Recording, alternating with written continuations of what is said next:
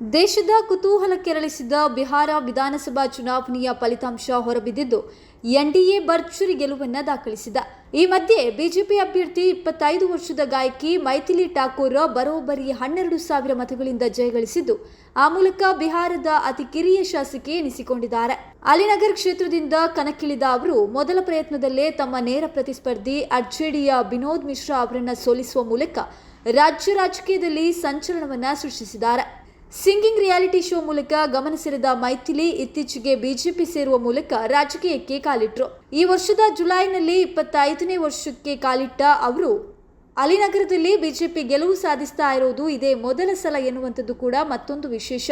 ಗಣನೀಯ ಮುಸ್ಲಿಂ ಜನಸಂಖ್ಯೆಯನ್ನು ಹೊಂದಿರುವ ಕ್ಷೇತ್ರ ಇದು. ಜಾನಪದ ಹಾಡುಗಾರಿಕೆ ಮೂಲಕ ಉತ್ತರ ಭಾರತದಾದ್ಯಂತ ಗಮನ ಸೆಳೆದಂತಹ ಮೈಥಿಲಿ ಬಾಲ್ಯದಲ್ಲೇ ಶಾಸ್ತ್ರೀಯ ಮತ್ತು ಜಾನಪದ ಹಾಡುಗಾರಿಕೆಯಲ್ಲಿ ತರಬೇತಿ ಪಡೆದ ಅವರು ಚಿಕ್ಕ ವಯಸ್ಸಿನಲ್ಲೇ ಕಚೇರಿ ನೀಡ್ತಾ ಇದ್ರು.